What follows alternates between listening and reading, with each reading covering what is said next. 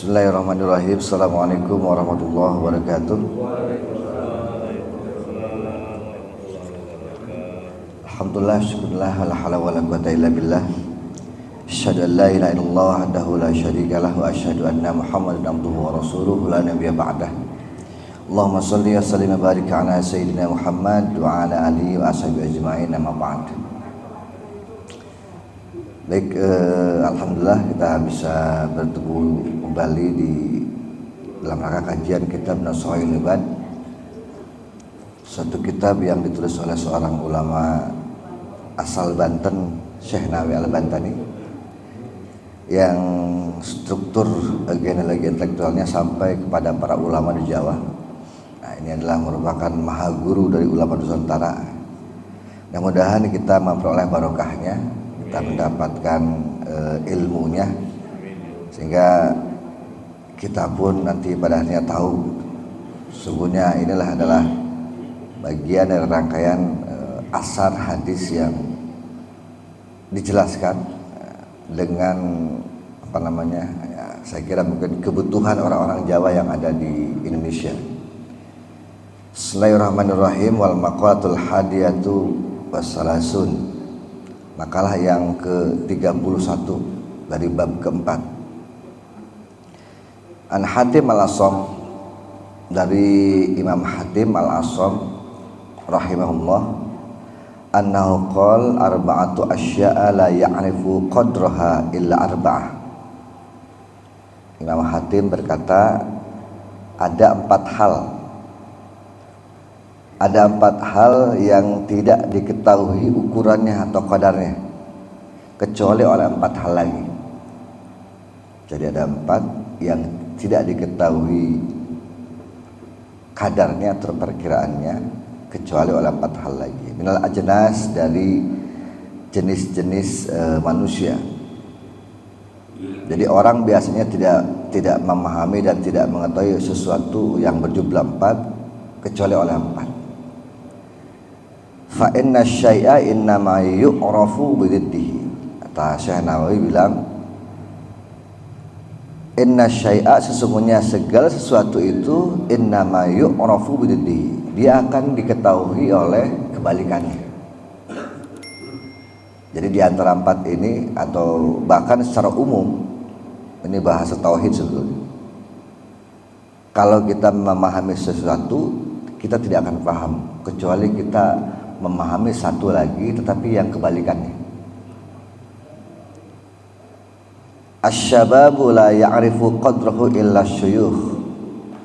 As-sabab itu sifat muda, atau yang muda tidak akan memahami kadarnya illa syuyukh, ai ahlu al-haram, atau orang-orang yang sudah renta. Jadi kita ini tidak bisa akan merasakan, tidak akan paham orang anak-anak muda atau perasaan muda kalau kita ini belum tua. Ini kan kadang-kadang bahasa orang tua kepada anak begitu. Anak-anak seringkali kita larang atau kita arahkan atau kita nasihati, karena sesungguhnya orang tua itu sudah muda gitu. Dan orang anak muda tidak akan bisa memahami orang tua, dan kebanyakan begitu. Jadi sesuatu itu terjadi selalu ada ada yang berbaliknya, ada sesuatu yang kebalikannya. Yang muda tidak akan pernah tahu sebelum dia itu menjadi tua. Sehingga kan wajar ada orang tua menasihati anak muda, menasihati anak kecil, karena orang tua pengalamannya lebih banyak. Nah, tapi yang terjadi adalah terkadang begitu, anak mudanya nggak mau dinasihati. Padahal sesungguhnya pasti orang tua paham dan tahu. Jangan begini, nanti begini. Kalau bisa begini, nanti begini. Kan orang tua begitu. Anak muda atau sifat yang muda itu tidak akan bisa mengetahui illa syuyukh, kecuali dia udah tua atau udah renta. Nah, pasti gitu. Ini baru satu yang kebalikan. Wal afiyah, adapun kesehatan, afiyah itu oleh Syekh Nawawi disebut sebagai difa'ul makruh. Segala sesuatu yang tidak ada yang disukai.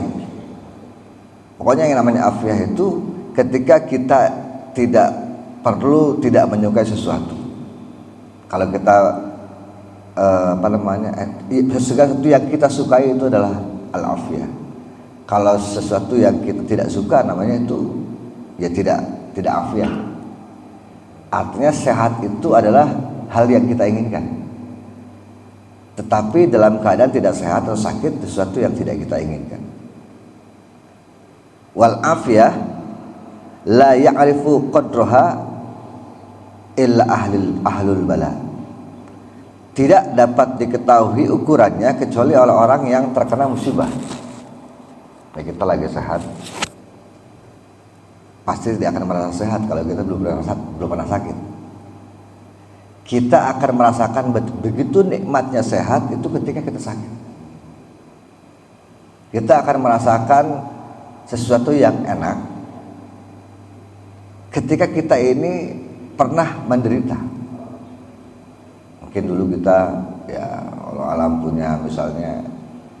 punya tangan lengkap, kaki lengkap, tapi ketika misalnya kena gula tiba-tiba harus diamputasi. Itu ketika sudah diamputasi itu kita merasa sehat dulu kita gimana gitu. Sehingga ada rasa penyesalan, ya kenapa saya begini ya, kenapa saya begitu. Mungkin saya memang betul banyak makan sesuatu yang tidak boleh, yang ada pantangannya, saya makan terus. Itu berasanya itu setelah kita sakit. Sehingga orang sehat bisa merasakan sehat sebetulnya ketika sudah sakit. Nah kalau nggak sakit-sakit ya nggak ngerasa. Itu pasti ya merasanya sehat terus. Nah itu manusia begitu. Faqala al-Ghazali badlu hadhil jumlah. Dalam kalimat yang lain Imam Al-Ghazali menyebutkan wala ya'rifu qadral ghina illa ahlul faqr. Tidak juga diketahui orang-orang ukuran kekayaan kecuali orang itu sudah fakir. Ya, dulu kita punya beras 10 kilo itu kayaknya bahagia gitu. Tapi kita akan pernah merasakan bahagia sekali ketika kita sudah betul-betul tidak punya beras. Karena memang begitu orang. Dan sesuatu yang sifatnya kebalikan itu menjadi aturan sebetulnya. Dan dalam ketauhidan juga begitu. Maka sifat Allah itu kan sama kan antara sifat yang wajib dan yang mustahil ya. 20-20 sama. Karena kita akan bisa memahami sesuatu kalau ada kebalikannya. Jadi kalau dalam bahasa Syekh Nawawi itu namanya, dia pernah ada beberapa catatan di beberapa kitab lain, dia bilang untuk memahami Allah itu orang susah, nggak bisa illa bisalbi, kecuali dengan salbiah. Jadi kalau kita bicara Allah misalnya, atau jangan Allah dulu lah. Dan memang begitu pada kenyataannya ketika Al-Quran pertama kali turun itu tidak ada kalimat atau kata yang mengenalkan kata-kata Allah di dalamnya. Iqra bismillahirrahmanirrahim khalaq. Katakan Muhammad dengan nama Allah yang menciptakan. Khalaqal insana min 'alaq. Siapa itu Tuhan? Yang menciptakan itu siapa? Khalaqal insana min 'alaq. Tuhan yang menciptakan manusia dari segumpal darah. Terus sampai gak ada kata-kata Allah. Jadi untuk mengenalkan Allah itu dengan cara sifat-sifatnya yang dilihat. Iqra bismirabbikal ladzi khalaq. Siapa yang menciptakan? Khalaqal insana min 'alaq. Siapa yang menciptakan manusia dari segumpal darah? Terus diajak untuk berpikir sampai kepada ternyata Allah itu adalah zat yang qadim, zat yang wujud. Sehingga tidak cara berpikir tauhid begitu. untuk memahami sampai kepada yang wujud itu pasti adalah melihat sesuatu yang ada dulu di dalam di kita. Bagi orang mukmin itu yakin Allah itu adalah karena Allah itu qadim, dan meyakini bahwa alam raya ini adalah tercipta dari sesuatu yang ada. Kan ada orang yang berprinsip ateis yang dia bilang sesuatu itu terjadi apa adanya, dan dia tidak mempercayai Tuhan. Kenapa? Karena tidak masuk akal. Kan banyak seperti itu. Dan kadang-kadang kita pun susah menjawabnya. Ini ada cerita, ada seorang ateis datang ke seorang ulama gitu. Terus dia nanya, saya ini mau beriman, kalau Anda bisa menjelaskan siapa Tuhan. Nah, kita pada bingung gimana jelasin Tuhan. Bagi mereka Tuhan itu kan abstrak. Kalau nggak rasional, nggak bisa masuk akal, ya saya nggak menganggap itu Tuhan. Lalu pada hari terjadi tanya jawab. Ulama itu bertanya, kalau sesuatu terjadi di dalam kita lah, misalnya ada kebakaran, Anda lebih suka dengan bahwa kebakaran itu terjadi sendiri, ataukah ada misalnya korsleting listrik, atau ada puntung rokok yang dibuang atau apa? Ya saya lebih senang kepada sesuatu yang ada sebabnya. Oke, kalau begitu sekarang saya tanya lagi, kalau misalnya alam raya ini terjadi dengan sendirinya, ataukah ada sebabnya? Ada suka yang mana? Ya saya lebih suka ada yang sebabnya. Masuk akal kan? Kalau sesuatu terjadi pasti ada sebabnya, masuk akal. Kata dia, nah yang namanya sebab itu adalah Allah dalam Islam. Baru dia paham. Oh, kalau begitu saya beriman. Saya belum pernah mendapatkan penjelasan ini dari orang sebelumnya. Ya kalau Allah itu adalah sebab, maka saya beriman. Sehingga cara berpikir kita ya seperti itu. Kan kita pun masuk akal kalau tiba-tiba menyatakan yang ada itu dari ketiadaan. Nihilisme kan begitu pahamnya. Ya pokoknya taubi'iyah aja lah. Ya terjadi aja. Padahal kan nggak bisa begitu. Sehingga kita kadang-kadang tidak masuk akal kalau ada sesuatu terjadi tanpa sebab. Padahal bagi Allah bisa. Nabi Isa alaihissalam itu lahir tanpa bapak. Nabi Adam lebih hebat lagi, lahir tanpa bapak dan ibu. Bagi Allah segampang saja. Tapi akal kita kan nggak nyambung kadang-kadang. Kita seringkali berdebat antara telur dan ayam. Duluan mana itu? Duluan telur atau duluan ayam? Nanti ada kubu-kubuan dan sebelah sini ada yang bilang telur duluan, sebelah sini ayam duluan. Itu akan menjadi sebuah diskusi yang tidak pernah habis. Nah sekarang kalau misalnya seandainya telur itu dari ayam, berarti ayam itu berasal dari telur. Telur berasal dari mana? Kan seperti itu. Artinya gini, secara sababiah memang betul ayam itu berasal dari telur. Kita kan kadang berpikir begitu. Padahal sesungguhnya kita sendiri tidak pernah ikut terlibat dalam membuat telur itu. Nggak pernah terlibat. Maka bagi Allah gampang saja. Tidak mesti harus ayam keluar dari telur. Ontak dari batu bisa keluar. Kenapa? Karena dalam cara pandang tauhid, orang-orang tasawuf itu mandang ya itu cara Allah. Kita nggak ikut terlibat, tapi kita kan berpikir telur ayam dari telur jadinya. Kita ikut berpikir, padahal kita nggak ikut bikin, gitu loh maksudnya. Ya kalau kita tidak ikut bikin, kenapa kita mesti janggal bahwa ketika ada batu ngeluarin ontak? Gitu. Kan kita juga nggak ikut bikin, nggak ikut bikin, nggak ikut terlibat di dalamnya memikir. Sehingga ya nggak bisa dipergunakan akal rasional biasa, nggak bisa. Kalau sesuatu itu mungkin terjadi bisa ontak keluar dari batu, atau misalnya ada orang lahir tanpa ibu, ada orang bahkan lahir tanpa bapak tanpa ibu, ya itu terserah Allah itu. Tapi yang jelas bahwa sesuatu ada karena sababnya. Nah sabab itu kalau dalam bahasa filsafat apa namanya, prioritas sebab itu adalah Tuhan. Kata-kata sebab itu dalam bahasa ilmu mantik juga nggak disebutkan. Pokoknya ilmu mantik itu bilangnya sababiyah aja. Sababiyah, kemudian sulbiyah, itu sifat-sifat yang memang didasari kalau digambarkan adalah sesuatu yang ada, itu pasti berasal dari yang ada. Karena sangat tidak mungkin sesuatu yang ada itu berasal dari yang tidak ada, nah, mungkin. Nah, ini kan kita harus memantapkan tauhidnya di situ. Kemudian wasihatu la ya'rifu qadruha ilal mardo. Orang yang sehat itu tidak akan memahami kadarnya kecuali dengan sakit.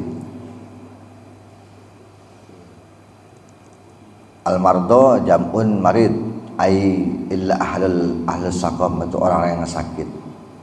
Wal hayatu la ya'rifu qadruha ilal mauta. Orang yang hidup juga tidak memahami kadarnya kecuali dia mati. Ya, apalagi orang mati ya, orang hidup. Dia selamanya dia tidak akan paham tentang kehidupan kalau dia belum mati. Sehingga kadang-kadang beberapa kali saya ungkapkan, hidup itu tidur. Nah begitu kan, al hayatu naumun niyamun wal mamatu intabahun. Mati itu bangun. Jadi hidup yang senyatanya, hakikatnya saat ini kita ini orang ini mati semua atau tidur semua. Nah pas nanti kita mati baru bangun. Karena bangun kenapa? Sebab kita pada waktu sudah mati itu sadar, nah, ternyata kok yang saya anggap penting di dunia kok semuanya nggak penting ya. Jangan sampai seperti itu. Ketika kita sudah mati kita baru sadar, oh ternyata dekat pejabat itu nggak penting. Oh ternyata selama ini yang saya kumpulkan harta duniawi itu nggak penting. Oh ternyata misalnya saya bekerja sekian siang malam jungkir balik itu dengan tujuan itu misalnya nggak penting. Ternyata yang penting cuma sholat. Gitu. Betapa Nabi itu punya prinsip. Bahasa kita sudah masyhur tuh as-sholatu imaduddin. Kenapa sholat yang menjadi kemudian dianggap sebagai tiang agama? Karena Nabi itu adalah orang yang paling suka sholat. Wa qurratu aini as-sholat. Saya itu suka dan senang ketika ada orang melakukan sholat. Dan bahkan ketika Nabi mau wafat, udah sakit keras, dia itu kalau ngelihat orang ke jendela nggak langsung terus dia. Itu menjelang wafat. Kenapa dia pikir gini? Masya Allah masih ada orang sholat. Berarti artinya dia berhasil mendidik umat muslim untuk sholat. Itu sih yang diharapkan oleh Nabi. Bahkan Nabi kan pernah dipapahkan oleh Ali kan, saking pengennya ke masjid. Itu menjelang akhir hayatnya. Dipapah dia udah nggak bisa jalan. Dia hanya pengen sholat. Saking dia merasa pentingnya sholat. Dan Nabi itu udah tahu berarti bahwa sholat itu adalah sesuatu yang paling berharga dibanding dunia dan isinya. Nabi udah tahu. Karena Nabi begitu. Nabi itu orang yang basyarun walakin lakal basyar, manusia tapi ya tidak seperti manusia pada umum. Memang Al-Quran bilang basyarum mislukum. Nabi bilang begitu kan, qul innama ana basyarun mislukum. Ketika orang-orang kafir itu memprotes, ngapain saya ikut Anda? Anda kan orang seperti kita juga. Anda kan makan, minum, jalan-jalan ke pasar. Anda juga menikah. Ya sama dengan kita. Lalu jawaban Al-Quran, ya Muhammad jawab, qul innama basyarun mislukum yuha ilayya. Katakan bahwa sesungguhnya memang saya ini adalah manusia seperti Anda juga sama. Tapi bedanya yuha ilayya. Saya adalah orang yang diberi tugas memperoleh wahyu. Wahyu dalam rangka mengesahkan Tuhan, itu bahasa yang paling fasih. Jadi memang tugas kita adalah sesuai dengan tugas yang diemban kepada Nabi, itu harus mempromosikan tauhid. Kan ngaji itu sebetulnya kan kita memuji Allah. Dalam pengertian lain, ketika kita ngaji atau kegiatan begini ada bagaimana kita ini disadarkan akan ketauhidan kepada Allah. Karena itu penting. Jangan sampai kemudian tauhid kita ini apa ya bahasanya, jeblok lah. Tauhid jeblok hanya karena kita ini terkadang tanpa sadar kita ini lebih menganggap penting hal yang lain dibanding Tuhan itu sendiri. Kan berat itu. Ya walaupun kadang-kadang kita juga tanpa sadar begitu. Ya kalau kita disuruh antara misalnya pada saat ini milih duit misalnya dengan ngaji kan lebih senang milih duit. Karena uang bagi kita penting. Tapi ngaji nggak penting kan begitu. Nah, sayang sekali ketika kita sudah mati jangan sampai kemudian kita baru sadar, baru tahu ternyata yang kita pilih di dunia itu ternyata nggak penting semua. Nah, maka orang yang sudah mati itu kan dari zaman Nabi Adam sampai sekarang itu mereka berdoa ingin hidup lagi.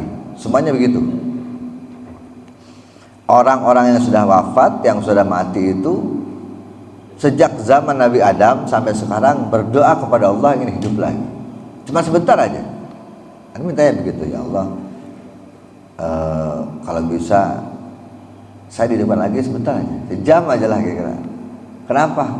Ingin berbuat baik. Fa'as-saddaq. Karena mereka tahu perbuatan baik itu manfaat.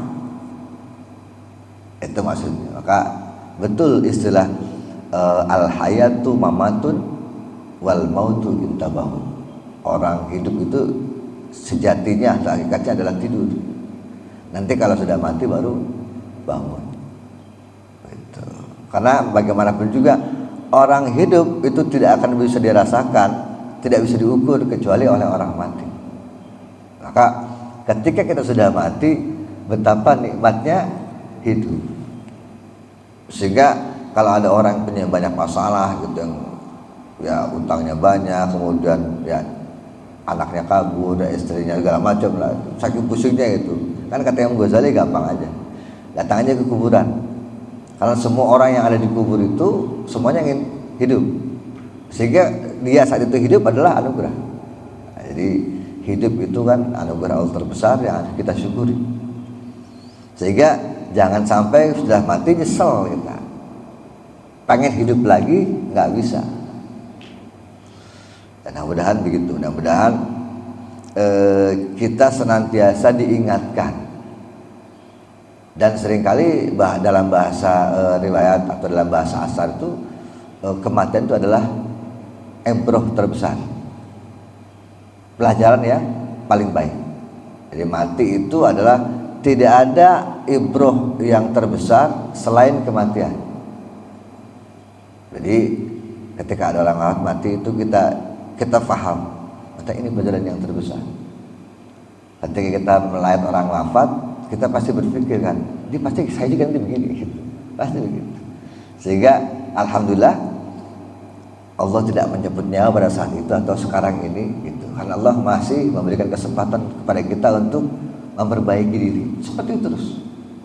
Sehingga jangan leha-leha, kita nggak tahu kapan mati, besok apa nanti, kita nggak tahu juga. Jangan sampai nanti ketika sudah mati kita baru sadar ternyata yang penting itu semua yang kita lakukan itu tidak penting kecuali sujud pada Allah. Itu seperti itu kira-kira. Oke, lanjut. Anin Nabi sallallahu alaihi wasallam, dari Rasulullah sallallahu alaihi wasallam annahu qala, man arada alla yuqafahullahu ala qabi a'malih. Siapa yang ingin diperlihatkan oleh Allah kejelekan amalnya, siapa yang tidak ingin diperlihatkan oleh Allah kejelekan amalnya, wala yunsyarulahu diwanan, dan juga tidak ingin dibuka catatan buruknya, fal yad'u bihada ad-du'a fi duburi kulli salatin. Maka hendaknya kita membaca doa di setiap akhir salat. Ini hadis Nabi. Nabi mengajarkan kalau kamu ini ingin catatan perbuatan baik buruk kamu diperlihatkan nanti, dan juga catatan buruk kamu juga tidak dibuka. Ini ada doa yang menghindari itu, yang hendaknya dibaca ketika selesai salat fardu. Doanya Allahumma inna maghfirataka arja min amali. Ya Allah, sesungguhnya ampunanmu itu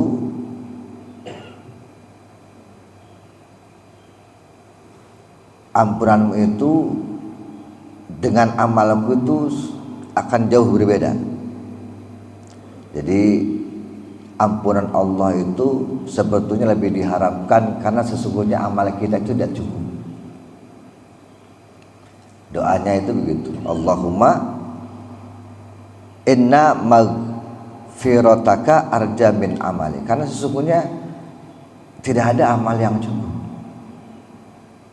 Amal kita itu tidak akan pernah cukup kecuali ampunan Allah yang cukup. Jadi kita berharap hanya kepada ampunan Allah karena amal kita tidak cukup. Wa inna rahmataka awsa'u min dhanbi, dan rahmatmu itu lebih luas daripada dosaku. Doanya bagus sekali. Jadi memang tidak kita amal kita nggak cukup, dan mungkin dosa-dosa kita yang terlalu banyak juga kayaknya nggak pantas gitu. Bahwa semua yang bisa memantaskan itu adalah ketika rahmat Allah yang begitu luas, ampunan Allah yang begitu luas, itu yang hanya bisa. Maka orang-orang sufi dulu begitu, ada bahasa yang ilahis lil firdausi ahla. Ya Allah, saya ini enggak pantas menjadi ahli surga. Wala aqwa ala narjahimi, tapi juga saya enggak kuat taman neraka gimana itu. Itu syairnya Abu Nawas ya, gitu. Sufi sampai sudah berpikir begitu, ya Allah, nggak pantas saya ini, kenapa kita nggak pantas gitu. Tapi kerennya Islam itu udah dikasih kuncinya. Surga udah dikasih kuncinya kan. Miftahul jannah la ilaha illallah. Kita tidak pernah dikasih kunci neraka, jadi kita nggak pantas masuk neraka. Mestinya begitu, tapi kita pantasnya masuk surga karena kuncinya itu sudah dikasih oleh Allah. Jadi seharusnya kan nggak mungkin kita masuk neraka, dan nggak ada masih masuk neraka karena kuncinya sudah kita pegang sekarang. Miftahul jannah la ilaha illallah. Nah itu makanya aneh kalau ada orang yang masuk neraka, sebetulnya aneh. Yang benar orang masuk surga karena sudah pegang kuncinya. Tidak hanya kuncinya, bahkan bocorannya kan udah dipegang. Man rabbuka, siapa Tuhanmu, udah hafal tuh kita. Allah. Man nabiyuka, siapa Muhammad. Dia udah hafal. Masa iya ada ujian yang sudah bocor di dunia, padahal itu kan nanti pertanyaan malaikat nanti di alam kubur. Tapi kita sudah tahu semua, bocorannya udah tahu, walaupun memang tidak lengkap. Ada yang man abuka, siapa ayah. Ayahnya parlan tuh nggak laku. Yang laku Nabi Ibrahim alaihissalam. Sehingga nggak usah khawatir kalau bukan keturunan Gus, bukan keturunan Ba'alawi ya, bukan keturunannya Habib, gitu, santai aja. Kenapa? Karena yang tanya itu bapaknya siapa? Ibrahim alaihissalam. Selesai udah. Man abuka, siapa ayahmu? Ibrahim alaihissalam. Kadang-kadang pertanyaan ini sebetulnya banyak diungkap di beberapa kitab juga. Ya ada yang percaya, ada yang enggak gitu. Tapi bagi saya percaya, karena mereka itu sudah mengalami. Orang-orang ulama tertentu kan mukasyafah dia biasanya. Ya jangankan itulah, kita dapat cerita tentang ketika Umar wafat, Ali kemudian mukasyafah kan di waktu Umar dimakamkan, Ali berdoa kan. Sayyidina Ali berdoa, ya Allah, bukakanlah pandangan hijab saya. Saya pengen tahu ini Umar nih galaknya ketika ditanya malaikat sama nggak dengan ketika galaknya di masih hidup. Itu Ali penasaran itu. Terus kemudian Allah buka hijabnya, lalu kemudian datanglah malaikat kepada Umar. Dia nanya sampai gitu. Dia kalau malaikat kan dia nggak tahu namanya itu siapa, Umar lah siapa nggak tahu. Dia kan orang yang lempangannya malaikat. Yang penting ketika ada yang mati tanya aja gitu. Datang malaikat gitu. Malaikat nanya, Anda siapa gitu. Terus kata Umar gitu, Anda kok nanya begitu? Anda tahu nggak saya siapa? Ya nggak tahu ya malaikat. Kata Umar, saya ini adalah orang yang paling dekat dengan kekasih Allah, Muhammad. Malaikat. Kalau Muhammad tahu, Rasulullah tahu, semua malaikat tahu. Sehingga kalau orang itu mengandalkan nama itu insya Allah selamat. Saya ini kata Umar adalah kekasihnya Allah yang paling dikasih. Siapa? Muhammad Sallallahu Alaihi Wasallam. Malaikat ini kan. Jadi begitu malaikatnya mau nanya, udah diomelin dulu sama Umar. Kata Ali, ternyata benar ya. Umar itu nggak di dunia, nggak di kuburan, sama juga galaknya. Ini cerita-cerita yang saya kira patut diteladani. Ternyata bahwa pertanyaan-pertanyaan itu nanti ada. Dan kita paham dan tahu ternyata bahwa sejak kecil kita sudah diajarkan. Nanti ada malaikat Munkar Nakir datang. Terus kalau ditanya, "Man rabbuka?" Jawab Allah. Itu kan orang ada modin ya talqin kalau gitu kan kalau orang mati itu. Disebutkan itu. Jadi orang yang sudah dikubur modinnya baru ngomong. Nanti kalau ada malaikat datang, kalau ditanya, "Man rabbuka?" Jawabnya Allah ya. Dikasih tahu tuh modinnya itu. Padahal orangnya udah mati, udah dikubur di bawah. Tapi ya inilah uniknya, cerita-cerita itu sebetulnya hanya ada di dalam cerita sufi. Orang punya pengalaman yang tidak kita alami seperti biasa. Bagi orang-orang sufi atau di dalam tradisi pesantren misalnya, mimpi itu lebih otentik dibanding ngelihat langsung.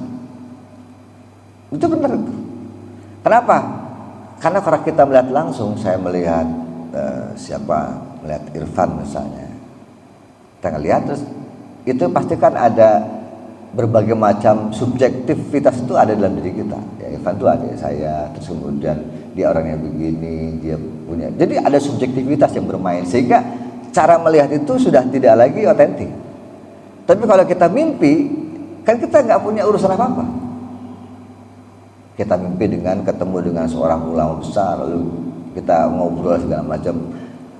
Sehingga mimpi itu lebih otentik daripada melihat langsung. Karena kalau langsung itu ada hal-hal di belakang kita yang sudah terekam di kepala kita. Yaitu siapa, kemudian dia bupati kah atau siapakah. Kita ada punya keinginan macam-macam pokoknya. Ada subjektivitas yang sudah dibawa oleh kita. Sehingga kalau kita ngelihat langsung atau bertemu dengan orang, itu banyak tidak aslinya.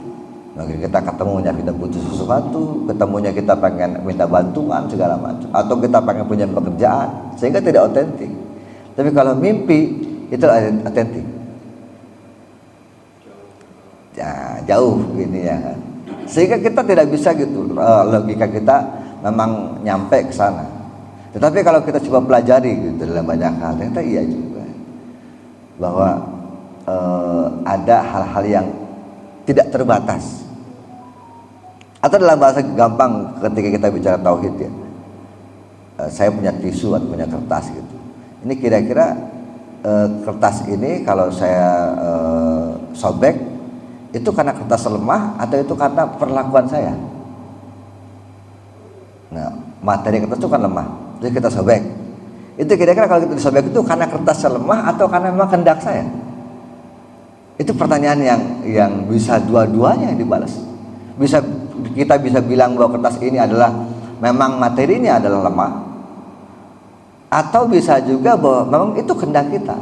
Tapi yang benar adalah itu kehendak kita. Sehingga sesuatu yang disebut hebat dan kuat itu nggak ada sebetulnya. Saya punya handphone dan punya kertas. Kalau secara materi kuat mana? Kan kuat handphone. Karena kan kuat itu materinya. Tapi kalau saya niat handphone ini mau saya simpan, atau kertas ini adalah mau saya simpan, dan handphone ini saya hancurkan, kan bisa berubah jadi materinya. Dari yang tadinya kita anggap kuat itu menjadi lemah karena kita melakukan itu. Nah Tuhan juga begitu. Siapa kuat? Nggak ada yang kuat. Ya kata Allah, kalau batu itu dalam pikiran manusia kuat, maka dalam pikiran Allah bisa saja batu itu menjadi tidak kuat. Api itu bagi orang yang rasional normal itu kan sifatnya panas. Bagi Nabi Ibrahim biasa nggak merasa panas, nggak tahu dibakar kok biasa aja. Bagi Allah ya gampang aja itu. Sehingga hal begitu sebetulnya adalah cara berpikir tauhid. Jadi tidak ada yang kuat, tidak ada yang lemah. Yang ada adalah kekuatan Allah. Terserah Allah mau ngapain. Sehingga jangan buru-buru kita ini bilang, itu nggak mungkin tahayul, nggak ada orang bisa terbang. Ya kan? Masa ada zaman sekarang orang yang Jumatannya ke Mekah gitu. Bagi Allah bisa biasa aja, bisa aja. Hal yang bagi kita tidak mungkin itu pasti mungkin. Ya jangan begitu kan, unta dari batu aja bisa keluar. Itu. Kita percaya apa tidak? Ya kita harus percaya seharusnya. Orang kita nggak ikut mikir, nggak ikut bikin. Makanya bagi Allah kan, Allah itu tidak malu ketika menjadikan nyamuk sebagai contoh dalam hidup. Al-Quran menyebutkan nyamuk sebagai contoh, tapi Allah tidak malu menyebut itu dalam Al-Quran. Kenapa terus nyamuk? Kenapa sih nggak dinosaurus? Kenapa sih nggak ini segala macam? Padahal kan coba, itu kan hal yang kecil. Coba Anda kasih aja, coba bikinkan replika nyamuk sesuai dengan aslinya. Ada yang bisa? Yang bisa? Nggak ada yang bisa. Membuat replika nyamuk sesuai dengan aslinya. Kalau patung gajah gampang, gede kelihatan. Patung kijang, patung macan gampang. Coba Anda buat patung nyamuk sesuai dengan aslinya. Itu desain seluruh dunia nggak ada yang sanggup. Membuat patung nyamuk sesuai dengan aslinya, nggak ada yang sanggup. Ada juga patung udah gitu, ada muncul kelihatan. Yang segede nyamuknya itu kan luar biasa. Nyamuk itu barangnya kecil. Kalau kita pikirkan itu gimana urat nadinya segede apa gitu. Terus kemudian jantungnya kayak gimana, segede apa itu jantungnya. Paru-parunya kayak apa, kemudian aliran darahnya seperti apa. Kan semuanya sama dengan manusia. Dia punya detak jantung, dia punya aliran darah, dia punya ini, banyak sekali. Alat kelaminnya juga segede apa gitu kan. Nggak tahu itu. Artinya barang kecil itu sesungguhnya adalah hal yang kalau kita fahami itu menjadi sangat luar biasa dibanding sesuatu hal yang besar. Makanya yang kecil itu lebih sulit dan lebih memiliki nilai dibanding yang besar. Besar apa gampang kelihatan, yang kecil kan enggak. Terus kemudian Allahumma illam akun ahlan. Ya Allah, jika seandainya saya tidak bisa layak an ablugha rahmataka, ya Allah, seandainya amalku ini tidak layak untuk mencapai rahmatmu, farahmatuka ahlun antablughani. Sesungguhnya rahmatullah yang bisa memenuhi atau layak menggapai kami. Memang kita tidak bisa menggapai rahmat Allah, tetapi kita berharap bahwa sesungguhnya rahmat Allah yang wasi, yang luas itu bisa menggapai kita. Kita memang tidak bisa amal soleh menggapai kekuasaan Allah gitu. Dan tidak ada gunanya juga amalan kita, sangat sedikit sekali. Gak cukup kayaknya amalan kita ini untuk menggapai rahmat Allah.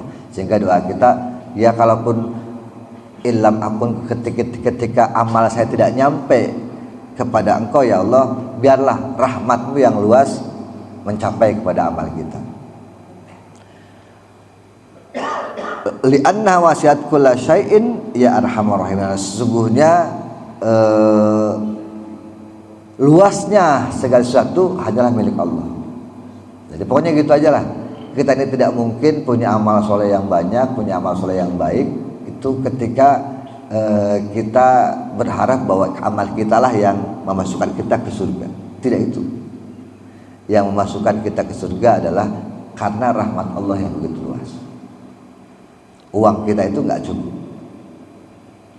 Kita mau digaji berapapun juga, dapat penghasilan berapapun juga, uang itu nggak cukup. Yang cukup adalah rahmatnya Allah.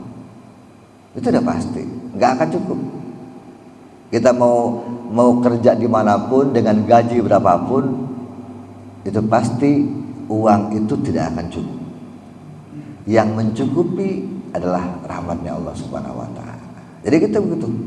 Orang banyak bersyukur itu enak, karena ketika orang itu merasakan nikmat dan syukur terhadap nikmat, maka Allah akan tambah nikmatnya, bukan tambah duitnya, ya, ditambah nikmatnya. Sehingga dia merasa begini, yang tadinya gaji 100 karena kebutuhannya banyak, maka dia menjadi lebih. Tapi ketika dia gaji 50 tapi kebutuhannya sedikit, maka dia jadi lebih untuk ditabung. Kira-kira begitu. Nah, uang kecil dan besar itu juga artinya tidak bisa dipandang sebagai sesuatu hal yang ketika besar itu kan mencukupi, tidak ternyata. Oh, ternyata yang kecil dia bisa mencukupi dan bahkan bisa nabung. Kenapa? Karena dia merasa cukup. Nah, yang penting kan begitunya. Yang penting kita merasa cukup dan kita paham dan tahu sesadar-sadarnya bahwa sesungguhnya uang kita tidak cukup, yang mencukupi itu adalah rahmat Allah. Nah, doanya seperti itu tadi doanya. Illam akun ahlan an ablughu rahmataka farahmatuka ahlun an tablughani. Ya Allah, seandainya amal saya itu tidak layak menggapai rahmat-Mu, maka rahmat-Mu lah yang maha luas yang bisa menggapai diriku ini. Jadi memang sesungguhnya begitu.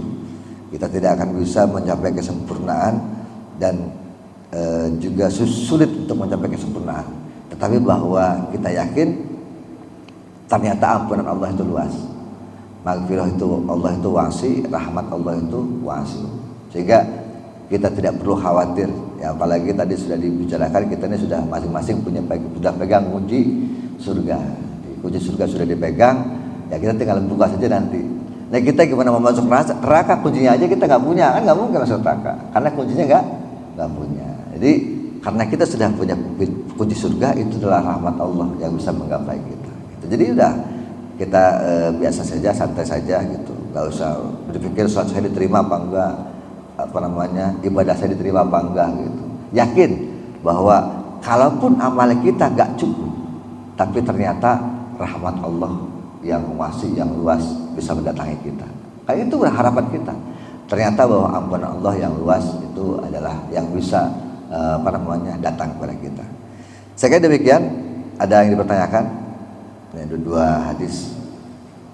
Iya, monggo Pak. Atau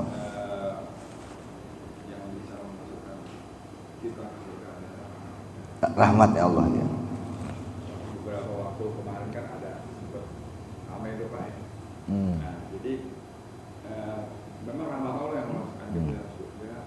Tapi untuk menggapai rahmat Allah itu, apakah ya dengan amal-amal kita itu kan? Salah satunya. Salah satunya. Jadi pertanyaannya memang ya amal itu harus tetap di. Ya, betul. Gitu Pak. Ya, betul. Dan ya gitu aja. Ya artinya begitu. Makanya untuk hal-hal seperti itu memang itu banyaknya di kitab tasawuf sudah cerita-cerita itu. Nah, seperti cerita ada orang yang sudah masuk neraka, 2 orang dipanggil Allah, 3 orang dipanggil Allah. Itu semuanya sudah dikerangkeng gitu. Dipanggil oleh Allah kan. Kenapa kamu masuk neraka? Ya saya banyak dosa ya Allah. Dosa saya 80 tahun, saya nggak pernah sholat, nggak pernah ibadah, nggak pernah apa, semuanya maksiat. 80 tahun, ya Allah. Oh ya udah kalau gitu ada karena neraka itu abadan abada gitu, ada kembali lagi ke sana neraka. Dia itu kayaknya ketika balik ke neraka itu kayaknya jalannya pelan gitu. Maksudnya harusnya tadinya saya berharap saya dipanggil Allah, harusnya saya kan mau diangkat ke surga gitu, ternyata gue suruh balik lagi gitu. Ini di jalan pelan. Yang satu panggil lagi sama Allah. Datang dan Anda kenapa masuk neraka? Ya saya itu sebetulnya harusnya ya Allah kan hidup saya kan waktu itu 30 tahun dosa, udah 20 tahun saya berbuat baik gitu. Harusnya kan katanya janji engkau memasukkan karena amal saya kan begitu. Karena saya udah berbuat baik tuh 20 tahun karena sudah tobat gitu. Kenapa kau masih masukkan saya ke neraka gitu? Ya kata Allah, ya itu terserah saya, itu hak saya. Jadi kamu balik lagi ke sana gitu dia. Tapi dia lari cepat, moncong larinya.